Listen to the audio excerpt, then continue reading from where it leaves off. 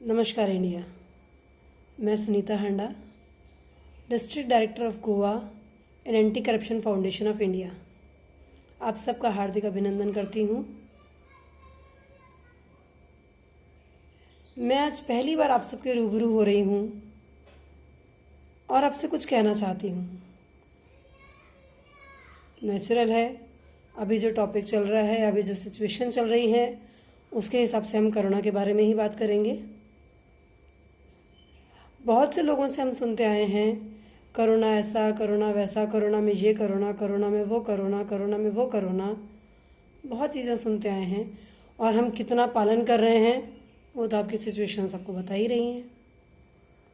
कोई डाउट नहीं है कि हम इंडियन हैं, क्योंकि ये सब एक भारतवासी ही कर सकता है। करेक्ट ना? यस।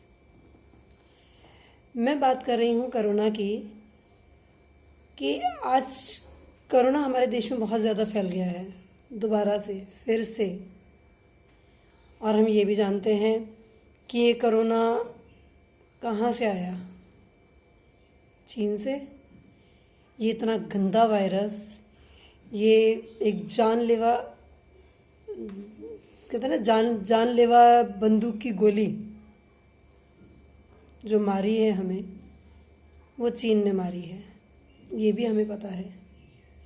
लेकिन 98.99% ये चीन ने भेजा है और 0.1% डाउट है अभी भी, क्या ये वास्तव में चीन ने भेजा है? 98.99% गारंटी है कि चीन ने ही भेजा है, पर क्लेरिफिकेशन नहीं है ना। 0.1% डाउट है ना। आंखों देखा भी गलत होता है ना, आंखों देखा भी गलत, कानों सुना भी गलत होता है ना, हो सकता है। लेकिन ये जानलेवा तो है, इसमें तो कोई माइनर 0% भी डाउट नहीं है कि इससे खतरा है। और ये हम सब जानते हैं, मैं कोई नई बात नहीं बताने जा रही हूँ आपको, ये हम सब जानते हैं। चाहे वो पढ़े लिखे हों, चाहे अनपढ़ गंवार हों, चाहे किसी कुर्सी पर बैठे हों, चाहे नहीं बैठे हों, चाहे कहीं मजदूरी कर रहे हों, चाहे कलेक्टर की कुर्सी पर बैठ करके भाषण झाड़ रहे हों, हम सभी जने जानते हैं कि ये कोरोना बहुत ही खतरनाक वायरस है, ये जानलेवा वायरस है। हमें इससे बचना है, और इससे बचने के कुछ छोटे मोटे से उपाय हैं जो भी हम लॉकडाउन में तो हमने बहुत अपनाए, लॉकडाउन में तो हमने बहुत किए। बार बार हाथ धोना, सोशल डिस्टेंसिंग करना, मास्क लगाना, सब चीज़ की हमने। लेकिन कहीं तो हमसे लापरवाही हुई है, ना, तभी तो ये दोबारा लौट कर आ गया। कहते हैं टीबी हो, टाइफाइड हो, मलेरिया हो, कोई भी खतरनाक बीमारी हो, हम उसका, आजकल विज्ञान ने बहुत तरक्की कर ली है, हर चीज़ का इलाज है। लेकिन अगर इसके प्रिकॉशंस नहीं लिए जाए, अगर इसकी केयर लॉन्ग टर्म तक नहीं की जाए, तो ये लौटकर वापस आता ही आता है। वैसे ही जब हमने अपनी सेफ्टीज छोड़ दी तो ये लौटकर दोबारा आ गया, और अभी बहुत ज़ोर शोर से आया, क्योंकि उसे पता है कि हमारे भारत के लोग शायद मूर्ख हैं, उनको समझ में ही नहीं आ रहा कि मैं बॉर्डर तक ही गया था, लेकिन आप लोगों ने मुझे बॉर्डर से वापस बुला लिया। मैंने बॉर्डर पार ही नहीं किया था, अभी तो मैंने बॉर्डर क्रॉस नहीं किया, मैं बॉर्डर से रिटर्न वापस आ गया हूँ, और अब मेरा जाना मुश्किल है। और मुश्किल इसलिए है कि अब हमने सबने अपनी खुद की सेल्फ जो मतलब प्रोटेक्शंस जो हैं, हमने अपने सेल्फ प्रोटेक्शंस जो हैं वो छोड़ दिए हैं। हमने अपनी खुद की रक्षा करना छोड़ दिया है। हमने अपने जो सूत्र हमारे को दिए गए थे, ये हाथ धोना, मास्क लगाना और सोशल डिस्टेंसिंग, हमने छोड़ दिए हैं ये। और सही भी है, हम लोगों ने छोड़ दिया है, ये सही भी है। हमारे प्रधानमंत्री जी बार बार बोलते रहते हैं, हाथ धोइए, सैनिटाइज़र कीजिए, वो तरह तरह के उपाय निकालते रहते हैं, आप ये कीजिए, आप वो कीजिए, आप वो कीजिए। लेकिन आम जनता क्यों करेगी? उसका रीज़न है, और उसका वही रीज़न मैं आपको बताने जा रही हूँ। और उन्हीं रीज़न्स के लिए मैं चाहती हूँ कि आप ये पूरा वीडियो देखें और उस पूरे वीडियो को देखें, सुने, समझें और खुद उसका डिसीजन निकालें। क्योंकि ज़रूरी नहीं है कि हर जगह मैं सही हूँ या हर जगह बोलने वाला इंसान सही होता है। नहीं ना, मैंने जैसे अभी बोला कि आंखों देखा और कानों सुना भी गलत हो सकता है। मैं हर चीज़ मानती हूँ, लेकिन जो मैं बोलने जा रही हूँ उस बात को आप भी तो मानेंगे कि कोरोना वापस आ गया है। हमने अपने अपनी सेफ्टीज़ जो जो हमारे को दी गई थी, बताई गई थी, समझाई गई थी, हमने छोड़ दी हैं। लेकिन उसको छोड़ने के लिए काफ़ी हद तक हम गलत नहीं हैं। उसका रीज़न ये है कि हम सबके दिमाग के अंदर जो चीज़ भरी हुई है, जो हम बोल नहीं पा रहे हैं, उस चीज़ को हमारे साथ साथ उन सबको भी समझना होगा जो इस चीज़ का कारण है। इसकी वजह है, हमारे देशवासी इसको नहीं सुनते, इसकी वजह है। आज मैं आपको ये वीडियो डाउनलोड करके भेज रही हूँ, उसका रीज़न भी सिर्फ यही है कि अभी गोवा में हुनर हाट का एक मेला लगा हुआ था कला एकेडमी में। मैंने वहाँ पर एक सेल्फ ड्यूटी दी थी सभी को मास्क लगाने के लिए, प्रेरित करने के लिए कि नहीं आप मास्क लगाइए, आप भीड़ में हैं, आप क्राउडेड एरिया में हैं, और सबकी जो वाइब्स होती हैं, उन जो वाइब्स जो निकलती हैं, उन वाइब्स के थ्रू भी हमारे को कोरोना हो सकता है। तो मैंने सेल्फ ड्यूटी दी थी वहाँ पर। लेकिन मुझे जो रिप्लाईज आए, हालांकि सभी ने मेरी बात मानी, लेकिन वहाँ से फिर भी जो मुझे रिप्लाईज आए, उन रिप्लाई से मुझे लगा कि मुझे आप लोगों के साथ मेरी बात शेयर करना चाहिए और उन लोगों की बात को भी शेयर करना चाहिए। मैं ये चाहती हूँ कि आप इसको देखें, सुनें और समझें, इसको शेयर करें। शेयर इसलिए मत कीजिए कि मुझे इसका पैसा मिलेगा। मैं इसके लिए फोर्स नहीं करूँगी कि आप शेयर कीजिए, मुझे इसका पैसा मिलेगा। नहीं, मुझे इसका कोई पैसा नहीं चाहिए। मैं सिर्फ ये चाहती हूँ कि ये जो बात मैंने सुनी, ये बात आम जनता, आम लोग और हम सबके साथ साथ आपका सर्कल पूरा, और धीरे धीरे धीरे धीरे ये बात राजनीति, राजनेताओं तक भी पहुँचे कि पब्लिक, ये जनता, जिस जनता के बीच आप खड़े होते हैं, वो जनता क्या सोचती है। क्योंकि अनाड़ी और नासमझ नहीं है जनता। अनपढ़ हो सकती है पर नासमझ नहीं है। हमारी जनता में से बहुत से लोगों ने मुझसे पूछा कि मैडम आप हमें मास्क लगवा रही हैं, आपने क्या कलकत्ता, बंगाल या बांग्लादेश में कभी देखा किसी को मास्क लगाते हुए? आज यहाँ पर 50, 100, 1000, 500 लोग खड़े हैं, आप उनको बोल रही हैं कि हम मास्क पहनिए, लेकिन उन रैलियों में, उन लेक्चर्स में, उन भाषणों में, वहाँ जो वोट मांगने के लिए नेता जा रहे हैं, जो सभी नेता, मैं पर्टिकुलर किसी भी एक नेता को या किसी भी एक टीम को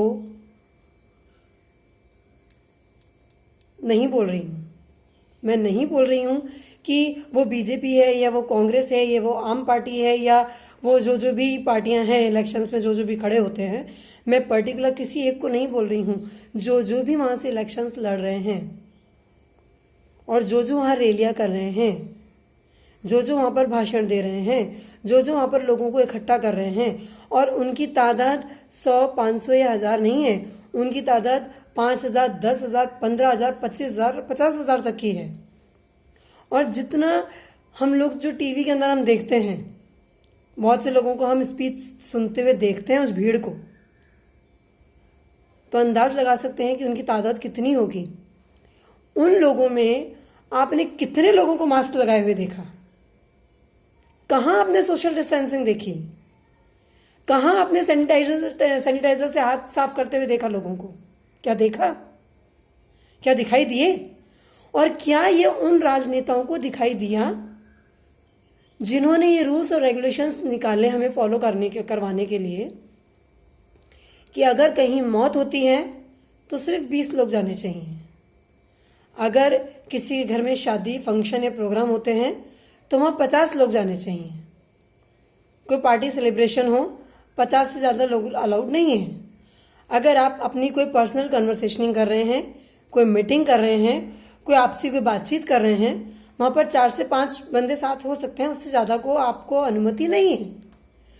तो फिर जब हम वोट मांगने जाते हैं, जब हम रैलियां निकालते हैं, तो वहां पर 10, 15, 25 और 50,000 लोग क्यों होते हैं? और वो भी बिना मास्क के, बिना सोशल डिस्टेंसिंग के। क्या कोरोना ने उनको बताया है कि जब तक वोटिंग नहीं होगी, जब तक हम इलेक्शन नहीं जीतेंगे, जब तक ये प्रोसीजर चलेगा, तब तक उस एरिया में, उस इलाके में, या जो नेता वहां पर पहुंचेंगे और वो नेता वहां पर जाते रहेंगे, तब तक मैं उनकी प्रोटेक्शन के लिए खड़ा हूं, मैं वहां नहीं आऊंगा। मैं उनकी प्रोटेक्शन से, उनके आसपास के दायरे से मैं बहुत दूर खड़ा हूं। और जब ये सब निपट जाएगा, मैं उसके बाद वहां हमला करूंगा। क्या ऐसा कुछ है? क्या ये कोरोना सिर्फ आम जनता के लिए ही है, राजनेताओं के लिए नहीं है? यह राजनेता जब वोट मांगने जाते हैं और जिस जनता को एकत्रित करते हैं, उस जनता के लिए कोरोना वायरस नहीं है? यही क्वेश्चंस मुझसे किए गए थे और तब मेरे पास इनका कोई जवाब नहीं था। और जवाब था भी, जवाब हो भी सकता था, लेकिन मैंने देना उचित नहीं समझा। क्यों? क्योंकि आम जनता खुद समझदार है। हम वोटिंग लाइन में खड़े होते हैं, हम वोट्स देते हैं। आज मैंने सुबह सुबह न्यूज़ देखी, आज सुबह की ही बात है, मैंने न्यूज़ देखी और न्यूज़ चैनल्स के ऊपर जो दिखाया गया, उससे खून खौल गया। अब मैं आपको वो बताने जा रही हूँ जो मैंने न्यूज़ में देखा, और वो बताने जा रही हूँ जो हमारी आम जनता के साथ होता है। आज न्यूज़ में बताया गया, जैसे मैंने अभी बोला, कि रैलियां निकाली गई, भाषण दिए गए और 25 और 50,000, 10,000, 15 और 20,000 लोगों को इकट्ठा किया गया उस भाषण को सुनने के लिए, उस वोट की डिमांड करने के लिए, उस वोट की मांग करने के लिए उन लोगों को वहां एकत्रित किया गया। या वो उन नेताओं को देखने के लिए आए, कुछ लोगों को बुलाया गया तो कुछ लोग सिर्फ उनको देखने के लिए आए, या मीडिया में अपनी फोटो खिंचवाने के लिए आए। और भीड़ तो आई, रीजन कुछ भी हुआ, भीड़ तो आई। तो वो लोग जो वहां खड़े होते हैं, आप लोगों की, आप सब नेताओं की बातें सुनते हैं, आप लोगों पर विश्वास करते हैं, और वो जो वहां पर बिना मास्क के खड़े होते हैं, वो जो बिना सैनिटाइजर के खड़े होते हैं, वो जो बिना सोशल डिस्टेंसिंग के खड़े होते हैं, उन लोगों के विश्वास को कितना बड़ा धक्का लगेगा जब ये न्यूज़ उन लोगों के सामने जाएगी। जो न्यूज़ आज मैंने सुनी कि किसी नेता के बाथरूम के घर के बाहर डिजिटल मशीन्स पड़ी थी, वो डिजिटल मशीन्स जिनसे हम लोग वोट देते हैं। जी हाँ, डिजिटल मशीन्स जिनसे हम लोग वोट देते हैं। ये पहले का पुराना ज़माना तो है नहीं, जहाँ पर डिजिटल मशीन, मतलब हम लोग हमारे को पर्चियाँ पकड़ाई जाती थी और उस पर्ची के ऊपर उन नेताओं की शक्लें भी होती थी और उनके क्या कहते हैं, वो निशान हुआ करते थे, हाथ का निशान, कमल का निशान, चाकू का निशान, झाड़ू का निशान, ये सारे निशान होते थे। और हमें उनके ऊपर ठप्पा लगाना पड़ता था और उसको फोल्ड करके डब्बों के अंदर डालना पड़ता था। और जब वो डब्बे से, हर जगह से जब वो डब्बे एकत्रित होते थे, तब महीनों तक उन डब्बों से वो पर्चियाँ खोली जाती थी और उनसे चेक किया जाता था, उनके काउंटिंग होती थी। और ये सब होने के बाद पता नहीं महीनों बाद उन लोगों का उसका रिजल्ट आता था कि हमारे देश का प्रधानमंत्री कौन, हमारे देश का मंत्री कौन, हमारे देश का गृह मंत्री कौन, स्वास्थ्य मंत्री कौन, जो भी है, बहुत सारी चीजें। और इन सब को चुनने के लिए वो जो आम जनता लाइनों में खड़ी होती है, धूप में भूखी प्यासी थकी हारी वहां जाकर खड़ी होती है, अपने नंबर का इंतजार करती है कि हमें उस नेता ने आश्वासन दिया है कि वो ये काम करेंगे, वो हमारी गली के लिए, हमारे मोहल्ले के लिए, हमारे शहर के लिए और हमारे देश के लिए ये काम करेंगे, हमें उनको वोट देना है। उनको वोट देने के लिए उन पर विश्वास करके वो उस क्यू में खड़ी होती है, उस लाइन में खड़ी होती है। उनका खड़े होने का क्या फ़ायदा? क्योंकि आजकल की डिजिटल मशीनें, अंगूठा लगाया, आवाज़ आई, टिक देने से आवाज़ आई और वोट पहुंच गया और उसके अंदर काउंट हो गया कि इस नेता को इतने वोट मिल गए हैं, तुरंत हो गया।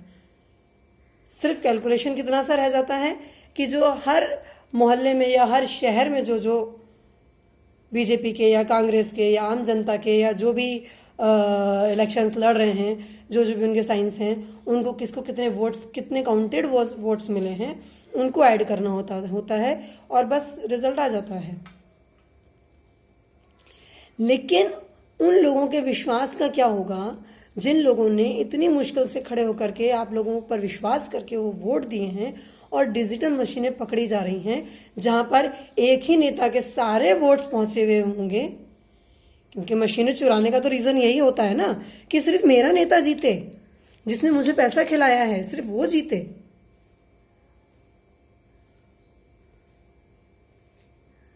तो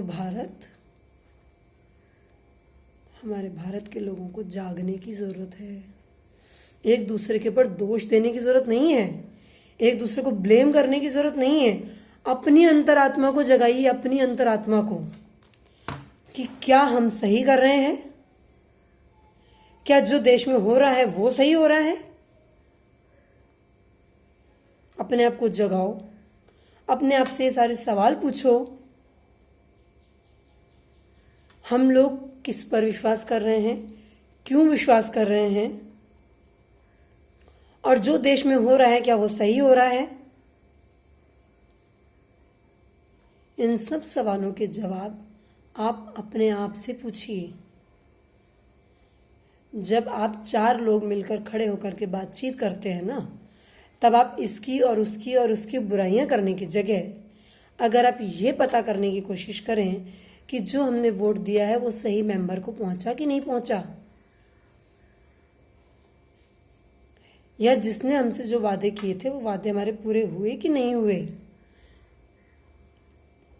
अपने आप से ये सवाल पूछिए। और हाँ, एक चीज़ मैं और बताना चाहूँगी आपको, और अपने उन नेताओं से भी बोलना चाहूँगी मैं ये बात, कि आप मुझे एक बात बताइए, शायद मैं इनडायरेक्टली नहीं, मैं डायरेक्टली बोलती हूँ कि मोदी जी से, आप ये मोदी जी तक ये बात पहुँचनी चाहिए कि आप ये वैक्सीनेशन जो आपने बनाई है कोरोना वायरस से बचने के लिए, आपने वैक्सीन बनवाई है, आपने नहीं बनाई मतलब बनवाई है, ये वैक्सीनेशन बनी है हमारे भारतवासियों के लिए। सबसे पहले हमारे भारत ने बनाई, हमारे भारतवासियों के लिए बनाई। तो हमारे भारतवासियों को ये वैक्सीनेशन क्यों नहीं लग रहे हैं, पूरी तादाद में क्यों नहीं लग रहे हैं। आपने बोला पहले 60 से ऊपर के, 65 से ऊपर के लोगों को लगेंगे, उसके 45 से ऊपर के लोगों को लगेंगे, और अभी डिमांड में है 18 से ऊपर के लोगों को लगने चाहिए। तो ये वैक्सीनेशन हम लोगों को, सबको, पूरे भारत को लगने से पहले ये और देशों के अंदर बिक रहे हैं। तो मोदी जी, आपसे हाथ जोड़कर मैं विनती करती हूँ कि आप दूसरे देशों में, दूसरे राज्यों में उन लोगों से वैक्सीनेशन बेचकर पैसा कमाने की जगह अगर हमारे भारत के लोगों को वैक्सीनेशन लगने दें और हमारे भारत के लोगों के लायक वैक्सीनेशन की तादाद को, मतलब वो सबको लग सके, उतनी वैक्सीनेशन हमारे भारत में उपलब्ध होने दें। पहले आप बाहर वालों से पैसा कमाने की जगह अपने देश से मान, सम्मान, इज्जत और इंसानियत कमाइए, जो सबसे ज्यादा जरूरी है। अब आपके थ्रू मेरे तक ये मैसेज आ सकता है कि मैडम लग तो रहे हैं, आप कहाँ हैं। पर सर, आपको अभी तक शायद आप जहां हैं आपको वहां का पता है, पर बाकी ऑल इंडिया में बहुत से लोगों को तो वैक्सीन का मतलब ही नहीं पता, और जिनको पता चला है उनको, कई लोगों को उसके अच्छे और उसके बुरे के बारे में भी नहीं पता। वैक्सीन आई है ये भी नहीं पता। तो वैक्सीन पहले उसके बारे में कि वो कब हमारे देश के लोगों तक पूरा होगा, कब तक पूरा होगा, उसके फ़ायदे क्या हैं, उसके नुकसान क्या हैं, पहले आप हमारे भारतवासियों को समझाइए, हमारे भारत देशवासियों को उसको लगाने के लिए प्रेरित कीजिए, हमारे पूरे भारत देश को उस वैक्सीन को लगाने दीजिए। उसके बाद जब वैक्सीनेशन और भी बन रहा है, कंटिन्यूस बन रहा है, तो एक लिमिटेड क्वांटिटी में वैक्सीनेशन हमारे देशवासियों के लिए रखिए कि अगर रिक्वायर होगी तो दोबारा यूज़ हो सकती है। बाकी वैक्सीनेशंस को आप बेचिए ना, हम बेचने के लिए मना नहीं कर रहे हैं। ये हमारे भारत देश के लिए बहुत गर्व की बात है कि हमारे भारत ने इस वैक्सीन को बनाया और हमारे भारतवासियों की जान बचाई जा रही है। लेकिन सबकी नहीं बच रही है।